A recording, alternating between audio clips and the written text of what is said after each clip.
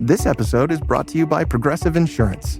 Fiscally responsible, financial geniuses, monetary magicians. These are things people say about drivers who switch their car insurance to Progressive and save hundreds. Visit progressive.com to see if you could save. Progressive Casualty Insurance Company and Affiliates. Potential savings will vary, not available in all states or situations.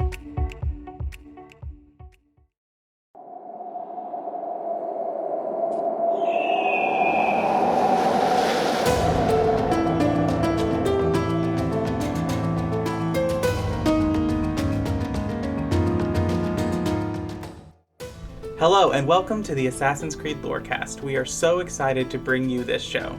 Our podcast is all about unraveling all of your favorite mysteries from the Assassin's Creed games. Each episode will be talking about a different topic in the Assassin's Creed universe. From Pieces of Eden, solar flares, and the Isu, to the Hidden Ones, the Order of Ancients, and of course, the Animus, we will seek to uncover it all. So join us and maybe even take a leap of faith.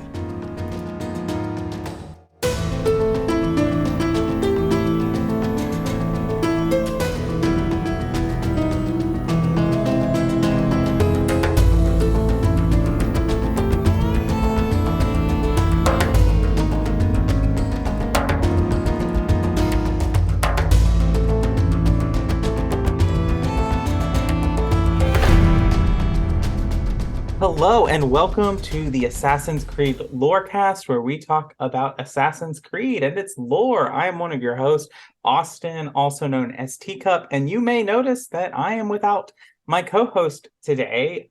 So normally Shelby does intro this show, and she is not with us today because we are talking about a topic that has to do with Assassin's Creed Odyssey, and she's currently playing that game, and we decided we didn't want to spoil anything for her that she can experience in the game. So I am joined here by a guest, CollcaShins, who is from the Discord. You may have seen him on our Dragon Age show, but he is here to help me out and fill the role of co-host. So, hey, Cash, how you doing?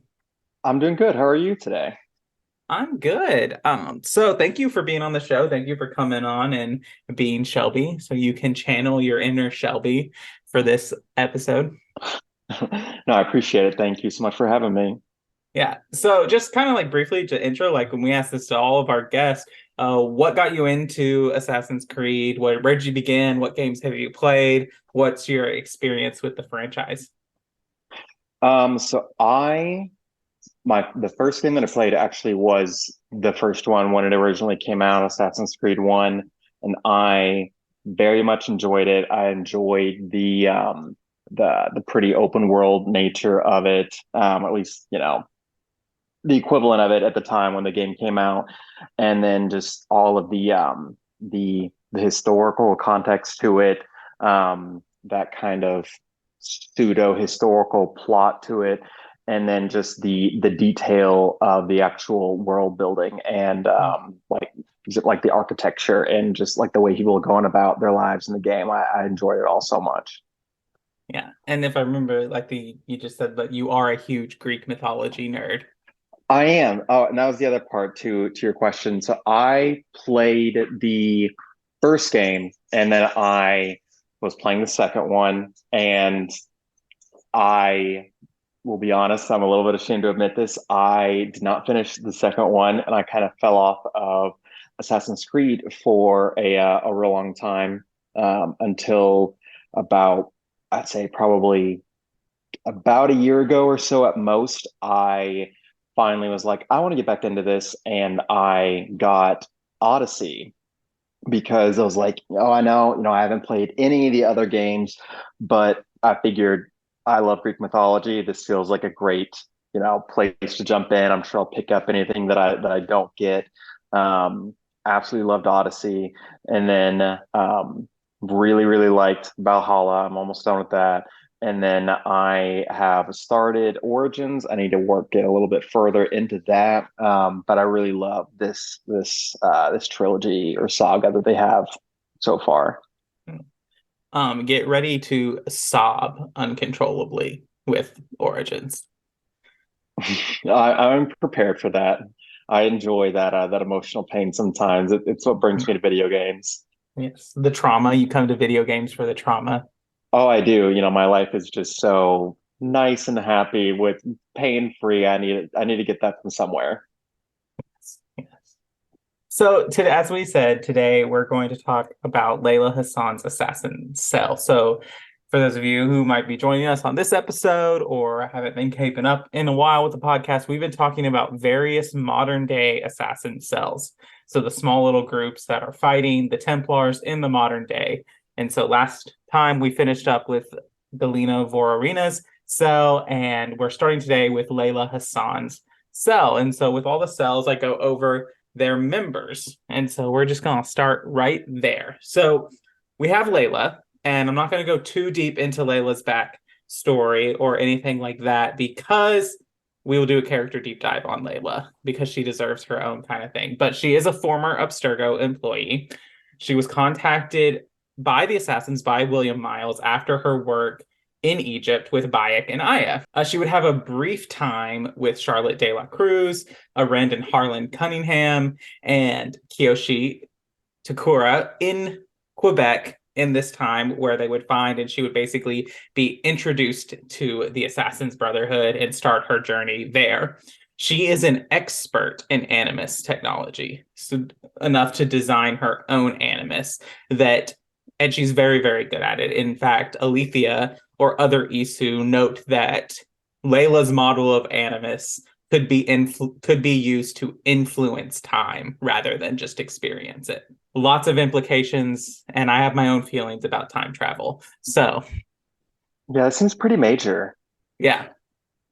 Layla kind of shoots it off, just like this is just a theory. It's not that possibility, but it does have some implications down the road because of how Valhalla ends. The next one is Dr. Victoria Bibeau, is how I'm going to pronounce that. I'm assuming it's French. She is a Canadian assassin. She is also a former Abstergo employee. In fact, Layla and Victoria worked together at Abstergo. She's a medical expert. She serves as the medical expert for the team, watching Layla's vital signs while she's in the Animus and just experiencing all of that and constantly advising on Layla's physical health, but also her psychological health for the team and when she's using the Animus. The next member is Kiyoshi Takakura, or Takakura. We know him. If you've been listening to the podcast, he has played a role in several assassin cells. He is a former Yakuza, which if you don't know, the Yakuza are the kind of Japanese mob. It's a kind of really shallow way to look at it. It's a little different, but they're the Japanese mob. And so he was a former member of them that was an assassin, and he is looking for a fresh start after the death of Charlotte de la Cruz at the end of the Assassin's Creed Uprising comics. It's a big thing. Ottoberg does a lot of damage. Charlotte de la Cruz dies, and the whole team is just all kinds of depressed and trauma. And so he is the enforcer of the group. He's there to be the muscle. He's there to intimidate people. He's there to get people out of scrapes when they have things that come happen. And then everybody needs some muscle. Yes. Which he is not that muscular. I mean, he's not like a twink, but he's not like big burly man. Hey, all that matters is the skills. You don't necessarily need, 80 pounds of muscles just to show off. It's all about the motion of the ocean. Yeah. Not the size of the boat. Yeah. So this one is the last one, and I thought this was really interesting because we don't get a lot of her in the game. But Alannah Ryan is the last member of the cell. She is a linguist and an expert in church construction. And so, I have a background in higher education, in theology and all this stuff. And this is my dream, to be an expert in languages and building construction. If I could get paid to do that for all these things that have zero practical skills, zero practical applications in the world, to just know all this intellectual knowledge, that is the dream. Does your dream also include working with assassins, or is it just the linguist and the church that's a plus, but I would only want to work with assassins if I was never at risk for corruption from a piece of Eden or being attacked by the Templars or any of that. I just want to research I But just want to have fun, guys. yeah, I don't want to get. I just want fun.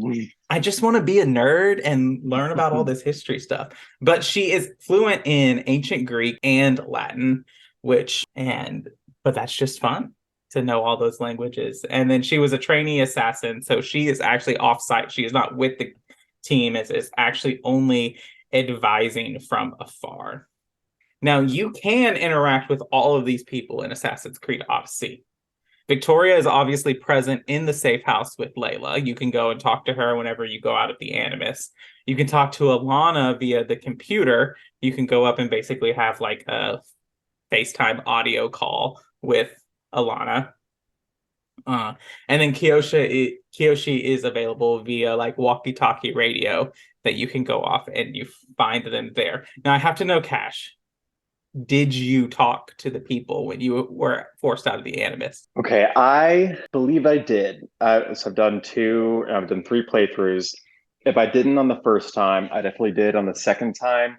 But I was still a little bit triggered by it, by the modern, cutaways. Because one of my biggest complaints about the first game was I hated the modern segments to it, and it was so slow and like, I mean, at this age now, I would probably enjoy it more. But as like, a 12 or 13-year-old kid when it came out, or however old I was, like I just wanted to go back to the action and not that slow, like, oh, solve this mystery. Like, what's really going on here? But I enjoyed that it was with Odyssey.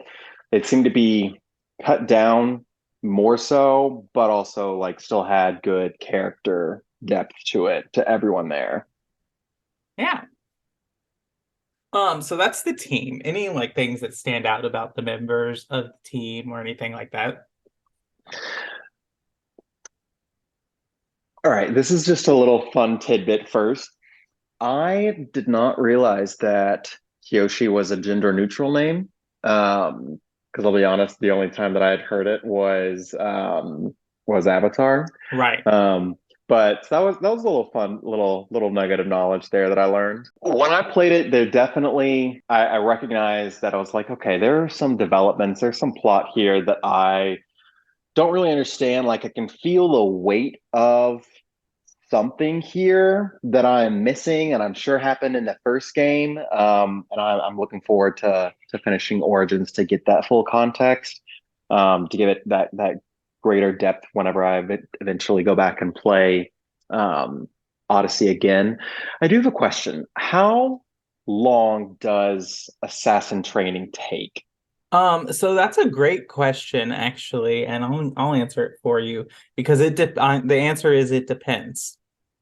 If Hmm. you are just training the skills and trying to get them through normal means, as long as it would take to become a master of any skill in R. So it would depend on your skill level, how much dedication you want to do it, how much you dedicate to maintaining that. But this is where it gets interesting. So I'm sure you've probably heard mention of the bleeding effect. Yes. So basically that's when the past basically bleeds over. So this is a little reviewer because we haven't covered this in a while since our first ever episode of the Lorecast, which is the Animus episode. And I think you'll find this interesting. The Animus basically creates tiny black holes to move through time. Really? Yes, or that's at least its predecessor. That's what it did. Because the predecessor is called the Die Glock, and it's developed during World War II Germany. And there's this point in there where this guy is experiencing. So basically, what happens is his ancestor goes into the Die Glock at the same time his descendant is going into an Animus. So he's in the Die Glock and he's in the Animus, and they switch bodies. Really? Right, because of some dark matter manipulation thing going on here. I'm not gonna even pretend like I have any kind of knowledge of that, would that be quantum mechanics or something? All it makes me think about is, that the idea that like, light this is probably bad phrasing, but light carries that information. So I mean, if you're going into a black hole, like for that, going back and seeing the light before and like to see what exactly happened, because when I think about my understanding of it was like that just that genetic memory from all of your ancestors, and memory is such a amorphous thing to where it's it changes each time you recollect something. So then how do you ever understand whether your own memory is accurate, much less an ancestor's memory? And it's not like an objective infallible thing of this is perfectly accurate. But if it's more in terms of like your pseudo kind of maybe going back in time a little bit towards like you are personally reliving these things yourself as if you were them, then that's how like it is an accurate recollection of these memories versus just, oh, what did I do a year ago. Right. But all that being said, through the bleeding effect, you can, which is basically like the animus and memories bleeding over into the present to where you can't tell what's present and what's like real. And you get that jump start on your training and you're like, oh, I got all my training done already. So Desmond, in his time, he gets the bleeding effect, and when he's going through Ezio's memories, he basically inherits, it's like memory achievement unlocked master assassin skills, and now he has those.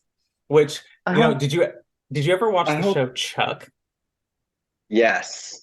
Like, when he... Oh, yes. We're like, no, I know exactly what you're saying there, where he just like unlocks this knowledge in his head. And then he knows it. That's kind of what it's like. I never found out whatever happened to Desmond. I hope he's okay. I'm sure he's fine. I'll look forward to seeing him again. Maybe he'll pop up in Mirage or something. So that's the team. That's the team. They all kind of got various skills and stuff. And like Layla has, it's not as like thorough as Desmond, but she's not really trying. Part of the reason with Desmond is that he literally follows Ezio through assassin training. So like he experiences the memories of Ezio training to be an assassin. I gotcha. So that's partly why his is better. So basically there's a little presser in like this background that we've been talking about. So Layla works for Abstergo at the start of Assassin's Creed Origins, and she's doing animus work and animus memory. And so after that, after the events of Assassin's Creed Origin, where William Miles finds her and recruits her, she goes to Quebec, where she wants to find the lost histories of Herodotus, which which he's one of the first recorded historians that we know of, at least from a Western perspective. I'm sure there are other recorded histories in not Greco-Roman, Western European areas, but I don't know what they are. He is. I think you're very much right, at least in terms of our like Western culture. He is one of the first or the very earliest historians that like the records, we still have them that haven't been lost or destroyed. I also just very much love his character in Odyssey. Is one of my favorite. Yes. And so he has this book that's called The Lost Histories, which he talks, there's a lot of mythology in there. There's a lot of, this is an actual text, like it's not a just made up thing. And so after reading through these, obviously with their person who is fluent in ancient Greek, which is not easy, that is not an easy language to read, Layla decides they need to find the Staff of Hermes and the Spear of Leonidas. And so she puts together a team. And so she's trying to put together a team. Now, she has met, obviously, she's met some assassins. So she's met Charlotte de la Cruz, who is unfortunately deceased. She's met Arend and Harlan Cunningham, who are married, but they are not out of commission. They're basically like, no, we're too sad, so we're not going to go. And then really Kiyoshi is the only one she can recruit right away, because Kiyoshi's like, I've got to do something. I've got to do something with my hands I got to be active. Otherwise, I'm going to go crazy. And so she recruits him, and then she starts recruiting these other people. And given the ancient Greek thing, basically William Miles is like, you can have Alannah too, but she's not going with you. Which I wish Shelby was here, because this is real growth we see from William Miles. Because William Miles has been known to be very, like, what's the word I'm looking for? Controlling? Not, well, yes, controlling, but like without regard to assassin safety. He makes decisions like without considering assassin safety. So now he's making them with considering assassin safety. So, we can have the butterfly meme, is this growth? Is this character growth? This character Do growth. regard for other people's lives and safety. But of course, Shelby's not here when we talk about the potential character growth of William Miles. Yeah, she'll catch up. Yes. She can listen to the episode when she's ready. She can. So we actually don't know much about how they find this book, or where they get it, or where they find it, because it sounds like they find like an original manuscript, which I studied the Bible. That's finding original manuscripts. Like, we don't have any original manuscripts of things. We have copies. Yeah. I mean, maybe the Rosetta Stone is its original, but who knows? Like, we don't know if we have these originals or if they're copies or whatever. So that's a big deal that they find. And they find the spear of Leonidas, and they basically get all kinds of events to where she can relive the memories of Cassandra or Alexios. And that's where we're gonna stop for our mid-break. And then we'll pick up with the events of the game and then some discussion questions. So we're gonna go in the middle of the show. Makose! Shoot! Shoot the flying demon! Malaka. I get the sense you two are ill fit for whatever it is you're plotting. This one takes us for a fool, brother. We sons of Ragnar have this well under control. No, we do not. Sons of Ragnar. I know of many, but never have I heard of dull and duller. So welcome to the middle of the show, where we say thank you. Thank you to our patrons, and that you can join our Patreon at patreon.com/AC Lorecast. I almost said /DA Lorecast. This is not the Dragon Age Lorecast. This is the Assassin's Creed Lorecast. And so you can join us there. You can also leave us ratings and reviews on Spotify. And we do have some ratings and reviews to read, but I'm going to let Shelby do that next episode, because that's her thing to do. And so, but if you want to leave us 5 stars and some words, we will read them out on a future episode of the show. Also, you can come hang out with us on Discord. You can find me and Cash on Discord. We hang out, we talk about Assassin's Creed, we talk about Dragon Age, we talk a lot about Star Wars, just because it's been a Star Wars kind of 2 weeks. Other than that, you can come and hang out and talk with us, see pictures of all the dogs, our dog, Cash's dog, other people's dog, other people's cats. But other than that, you can join us. You can find all those links and all that information at cupspodcasting.com, which is our website that you can go check out. And so that's it. So I think we can get back into the episode.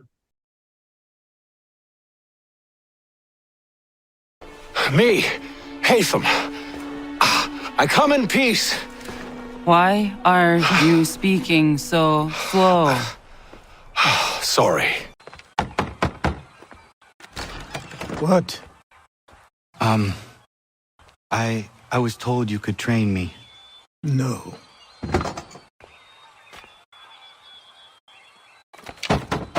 Go away! I'm not leaving! Bianca! Bianca! Is everything all right? What do you think? Look at this place. And poor Bianca. If something's happened to her. Aha! Oh, my darling. Thank God you're all right. Ezio, meet Bianca. Bianca, Ezio. Charmed. So basically, this is where we get into the game, what we've experienced in the main day story for their cell. So oftentimes when we talk about these assassin cells, there's a lot of moving parts. There's a lot of people in play. There's a lot of things going on. This is not the case because it's a game. Your main perspective is Layla and what's going on with Layla. So we don't really know much. We know Layla is exploring the memories of Cassandra or Alexios. Cassandra is the canon choice based on the novel, but it's your world. If you want it to be Alexios, it can be Alexios. So there's a lot of like her going in and trying. She is very like laser focused into finding this spear. And that's kind of like the personality of Layla. Is she is very much just like, okay, I've decided to do this thing, and now we're going to do this thing, and nothing's going to stop me from doing this thing.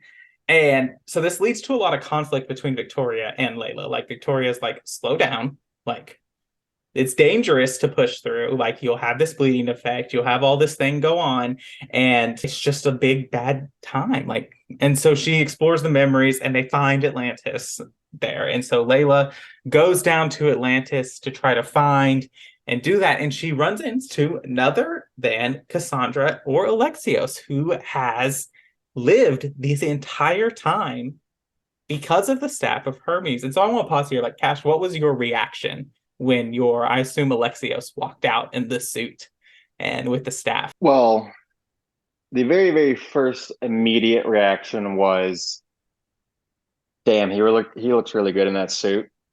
And then the second one was, is this a dream? Did she get hit in the head? Like, how is he here? How is he not dead? And then pain was the third reaction. Just that emotional, lovely emotional pain. Yes. Also the realization that, I mean, whoever is your person, the fact that like they had to be alive for 2,000 years to get to that moment, and I just can't wrap my head around the mental strain that would have on the psyche. Because I mean, Pythagoras was, his life was extended by the staff for a couple of 100 years at most, right? Mm-hmm. Like that's a massive difference. Right. And so the Peloponnesian War happens around the 5th, 4th century BCE. We don't really know because the historical records are not as accurate as ours are as today. Like this happened on May 2nd, 2023 at 2:33 p.m. and 33 seconds and 40 nanoseconds. Just I'm sure that's how your courtroom documents are notated. Very nearly that. Very, very close. Yes. But that's not how it is. It's just like, this happened when this person was the ruler of this area. Yeah. And so we don't know. So it's at least 2,500 years that she's alive. Yeah.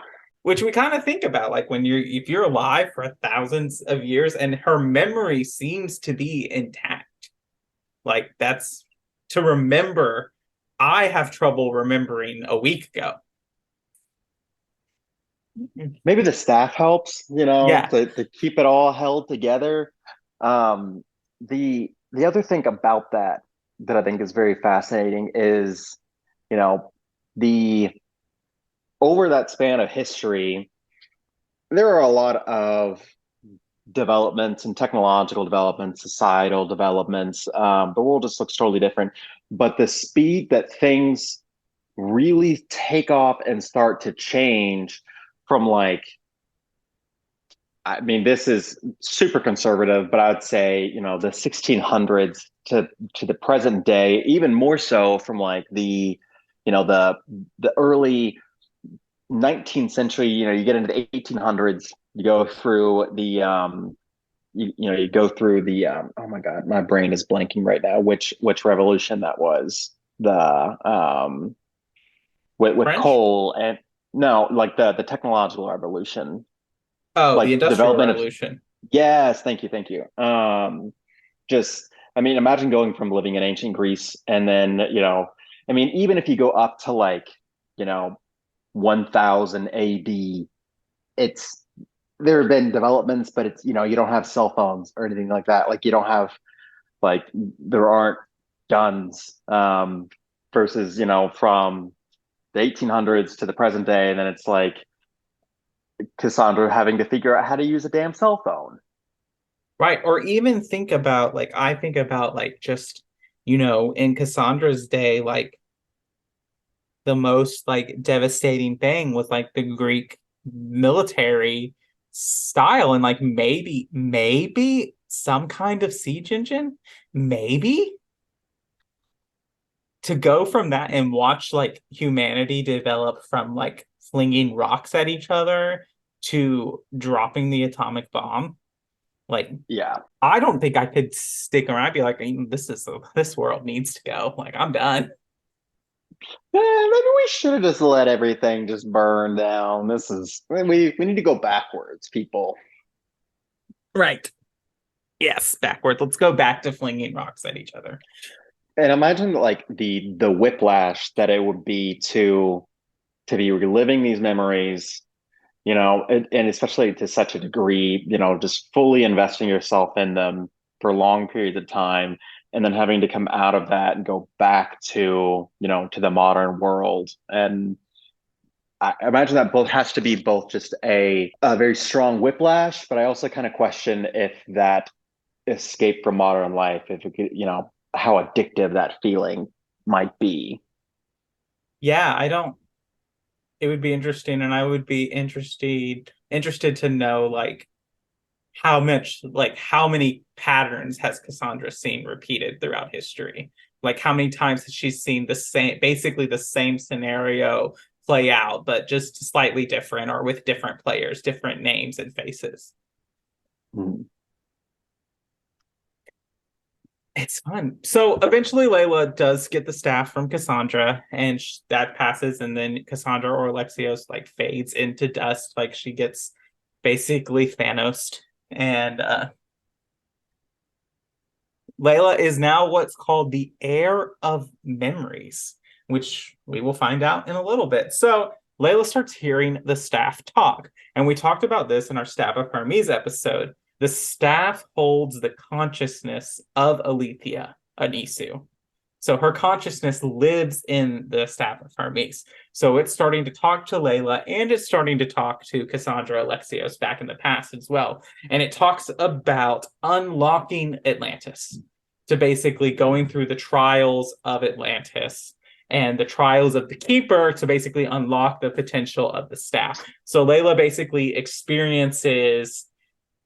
she goes into the Animus to experience Cassandra experiencing simulations. So there's a simulation. It's like an Inception moment. You got a simulation within a simulation, like, which is all kinds of crazy, which is interesting to me, because basically what Cassandra Alexios does is they experience the history of the Isu, but because of their interaction with it, it's all framed through the Greek mythology understanding. So it looks like Elysium and the Fields of Punishment in Atlantis, because that's the Peloponnesian Greek understanding of the world, which I just think is really, really interesting. And so she goes through these trials, and each time she kind of has more and more of this bleeding effect. But one of the biggest things that kind of gets into her is Layla experiences a memory, because she goes in to experience Deimos's memories, because the staff of Leonidas, or the spear of Leonidas, has both persons' DNA on it. So whoever you choose, she goes in and experiences the Deimos side of it. And there's so much rage and hatred in that experience that it starts to bleed over into Layla, and she starts to lose control, and she's being influenced by the staff of Hermes to also lose control. And so unfortunately she kind of, like, goes toe to toe with Victoria over this. She's like, you got to stop. Like, this is too much. I don't trust this person. I don't trust any of this. I don't trust anything. And they have this argument, and Layla kills Victoria by accident.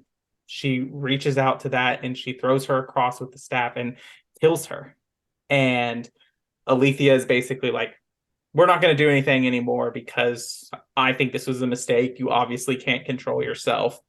and there's a whole thing, and they pull back. Well, eventually Alethea is like, well, someone has to do this, and you're the only one. So they go back and they experience the last memory, and then basically after they experience the last simulation, which is the fate of Atlantis, where you're in Atlantis, Otto Berg comes up. And Cash, you might, for you who don't listen or are just listening here, Otto Berg is like the Templar boogeyman for assassins. Like, he just shows up. When he shows up, assassins die. That's just the... So he and Layla have it out, and Layla ends up paralyzing him. She stabs him in the back, and he is incapacitated. And after that, she basically is able to contact her team on the Altair 2, and they come down. But the team is not happy, and they're not happy with her. There's a lot of tension kind of going on there, and they don't really know what to do. And they split up. They don't try. The other team, Alannah and Kiyoshi, no longer trust Layla. They don't want to work with her. They split up and they go their separate ways. And Layla is kind of left alone. Well, William Miles, again with his character growth, says, okay, this is bad. So he brings in some old friends, which is Sean Hastings and Rebecca Crane, to come and deal with Layla and everything that's going on, which is where we pick up in Assassin's Creed Valhalla. And we will talk about that with our next cell. And so that's it. So just general thoughts for you, Cash, on Layla and her team. I really liked it. I liked the from somebody with a limited knowledge of the games all in between, like the start up to the most recent 3 games.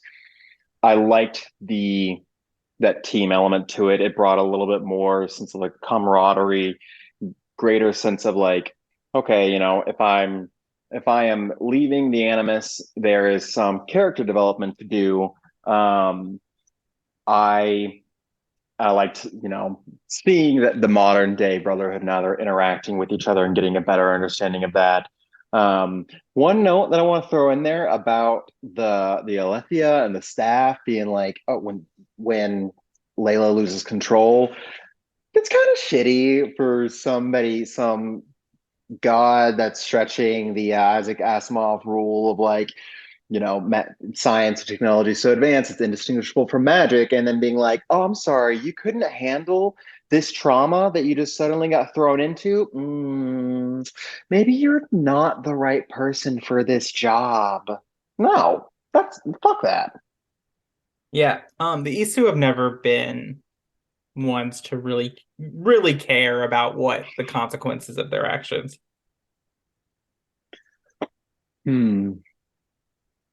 Didn't work out so well for them, I'm assuming. And it did not. Gotta care about other people. Yes, you do. Some of them do. Some of them are better than others. But so yeah. I'm assuming. Other than that, I just thought your thoughts on the modern day. We've kind of touched on it a little bit, but just more thoughts on your modern day story, just kind of as someone who only really experienced a modern day story from the lens of Assassin's Creed Odyssey. I enjoyed it, and I'm excited for it. I am intrigued knowing that like they jump around from group to group, person to person, cell to cell. It seems like every few games. I'm sure this is by no means an original idea or anything like that, but it does make me kind of question of like, are they driving towards an Assassin's Creed game that's like set entirely during present day? Just like building, like you're already establishing all of these building blocks and then bringing them together for one game. Like it's, one potential direction. Me personally, I don't know how much I would like that. If I had like the full emotional weight to it, I think I would really enjoy it. Mm-hmm. But for me, a lot of like being pulled into a lot of these games is that historical setting and context.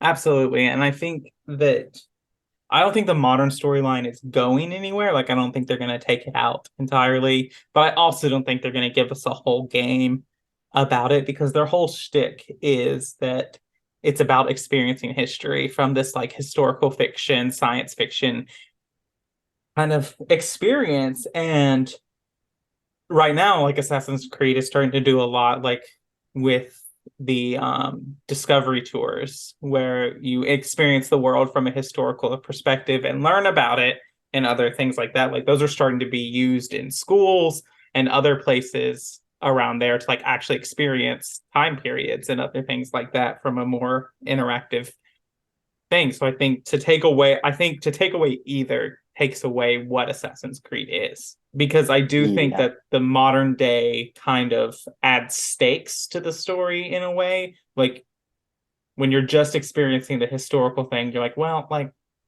we know what happens. Like this has already happened. Nothing we're going to do is going to matter for the outcome of the story, but it will matter for the outcome of the modern day story.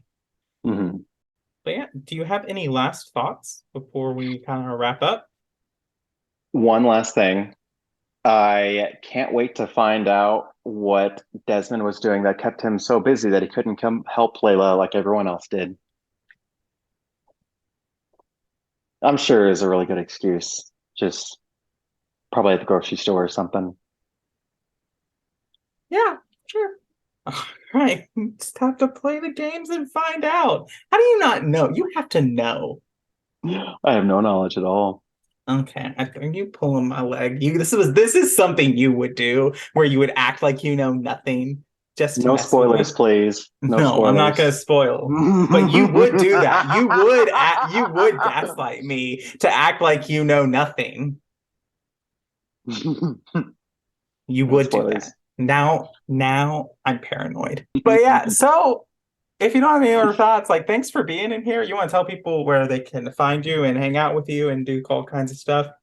Yeah, I am notoriously a wallflower online and social media, so I do not post anything on my own or anything like that, but I am very active in the Discord, the Cups Discord. It is one of the best places on the internet. We have a fantastic, awesome time. And if you are listening to this, if you have not joined the Discord, you absolutely should. The best time to do it was yesterday. The second best time is right now. And I promise you, you will not regret it. Yeah, well, thanks for that. Are you saying that being a part of the Discord is a perk of being a wallflower? No, I'm not saying that. I'm not. Because if you join the Discord, I caught it. But if you join the Discord, don't be you can be a wallflower if you want to, but you also don't have to be a wallflower. We'd love for you to participate and engage with everyone. All right. Well, thank you for being here. Thank you for filling in and being my tag team here. And thank you all for listening to the Assassin's Creed Lorecast. We will see you next time.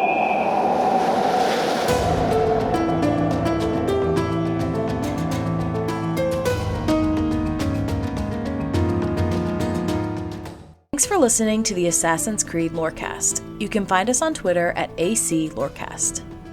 If you have any lore questions or topics to unpack, join our Cups Podcasting and More Discord server.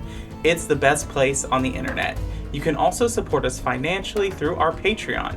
Find us on patreon.com/Assassin's Creed Lorecast. The Assassin's Creed Lorecast is part of the Robots Radio Network. For more information about the Robots Radio Network, join the Discord server via the link in our episode's description. If you enjoyed the show or learned something new today, please subscribe, leave us a review, and join the Patreon. And if you enjoyed our intro and outro music, make sure you give a big thank you to Pipeman Studios. Thank you, Pipeman. Thanks again for listening to the Assassin's Creed Lorecast. And always remember, Assassins, stay in the shadows to serve the light.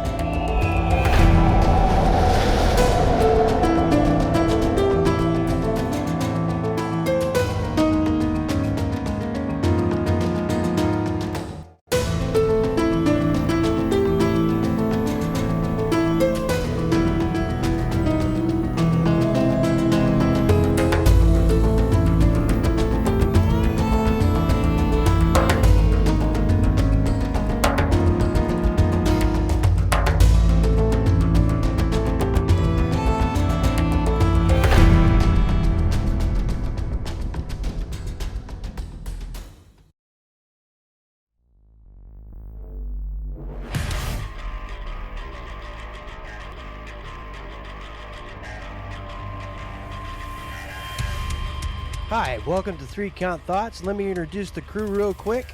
Hi, I'm Maverick Stone. I'm Romer. And I am Jaxus. Join us as we talk all things wrestling. Each week, we'll take a topic from the wrestling world, knock it around a bit, and then go over the week in wrestling from a strictly fan perspective. We can be found on all major podcast catchers. We can also be found at 3 Count Thoughts on both YouTube and Twitter. Or you can send us an email using 3countthoughts@gmail.com. Okay, are you ready? Ring the bell.